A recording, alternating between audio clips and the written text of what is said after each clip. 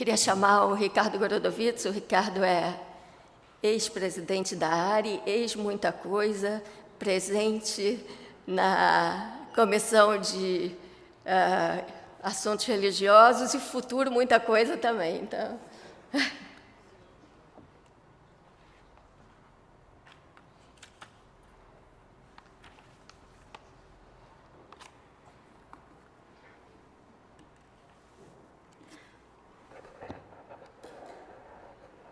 Shabbat Shalom.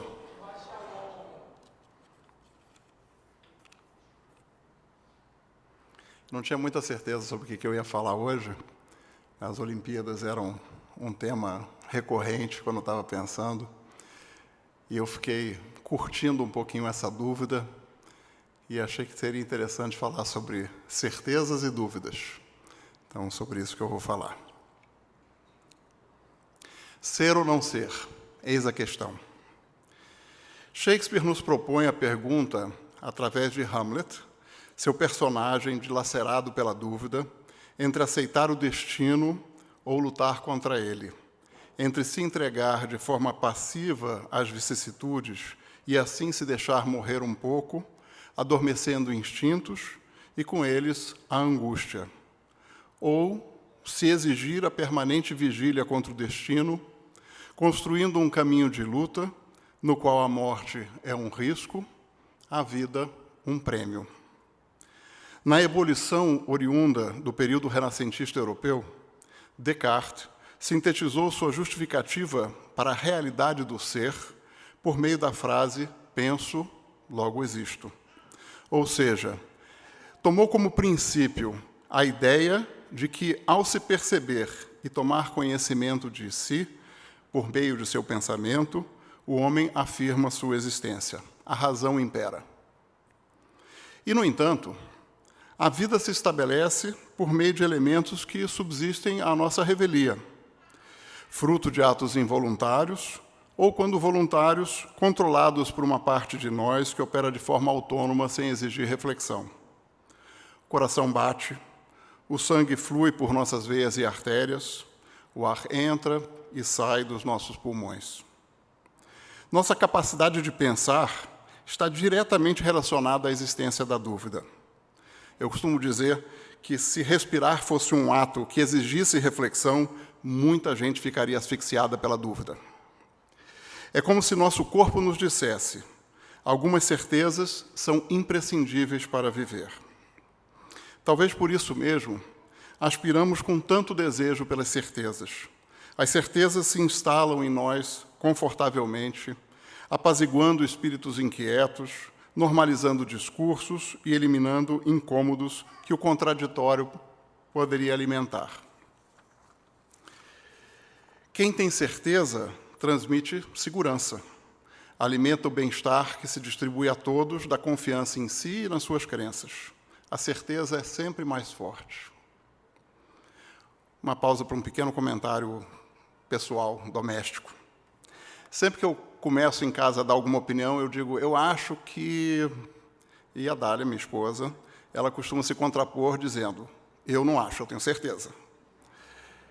Ela tem certeza, eu estou na dúvida, adivinhem quem, em geral, ganha a nossa discussão, né? Para minha sorte, na maior parte das vezes a gente concorda, quando a gente não concorda, em geral, ela está certa.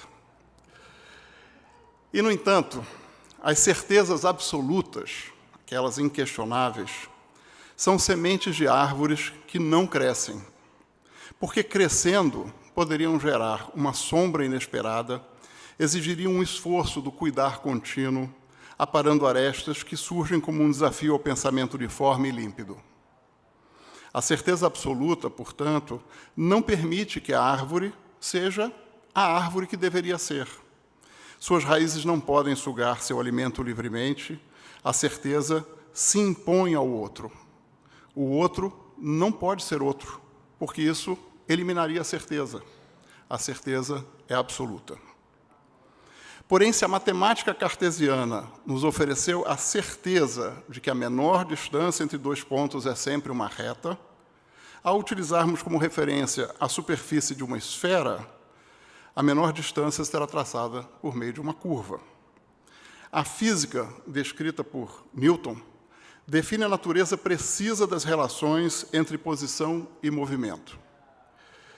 Mas a física quântica nos introduz o princípio da incerteza, foi construído por Heisenberg, no qual, dadas as diminutas dimensões das partículas subatômicas, a leitura de sua posição e movimento guarda sempre algum grau de imprecisão.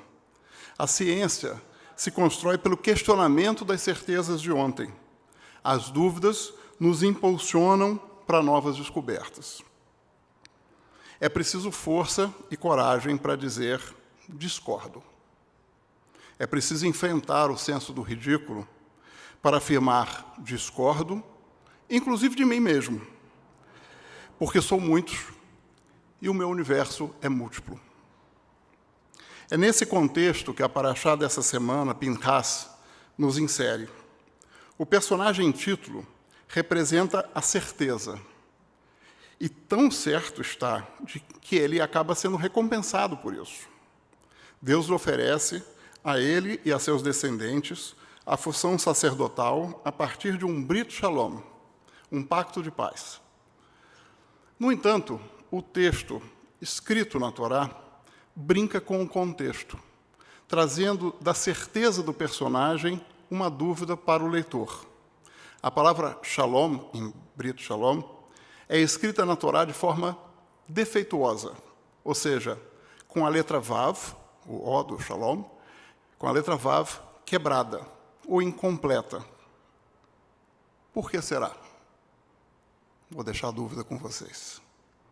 A mesma paraxá nos mostra Moshe num momento de dúvida, consultando Deus quanto a como proceder na divisão das terras, sempre direcionadas aos homens.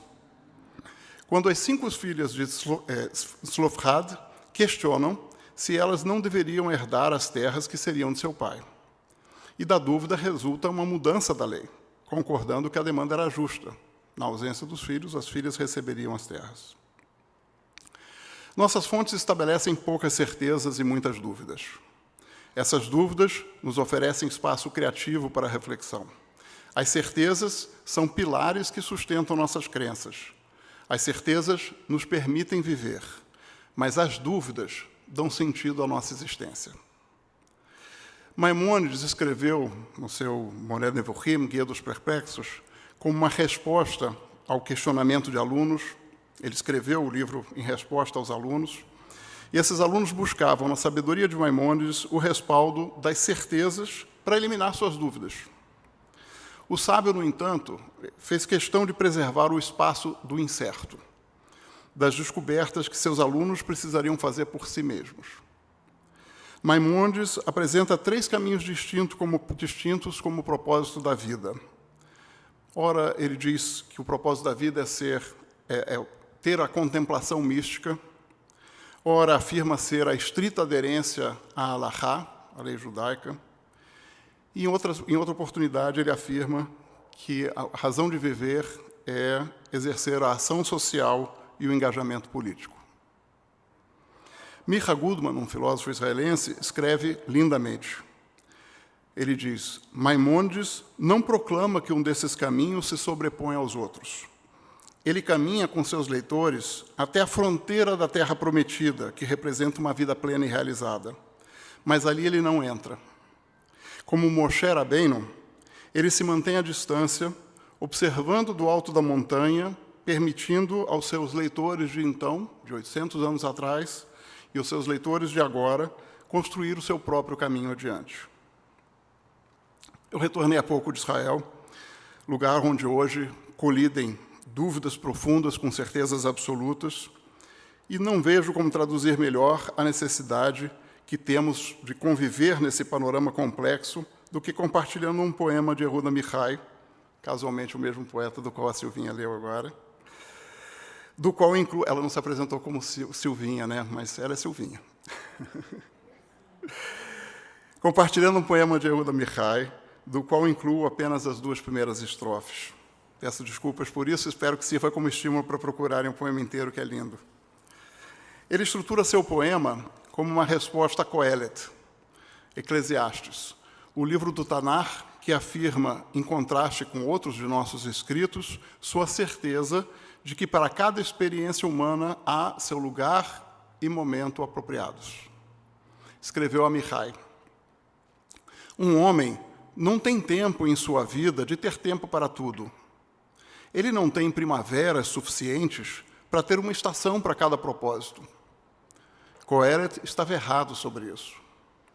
Um homem precisa amar e odiar ao mesmo tempo, rir e chorar com os mesmos olhos, com as mesmas mãos atirar pedras ou juntá-las, fazer amor na guerra e guerra no amor, e odiar e perdoar e lembrar e esquecer, organizar e confundir, comer e digerir o que a história leva anos e anos para fazer. Shabbat Shalom.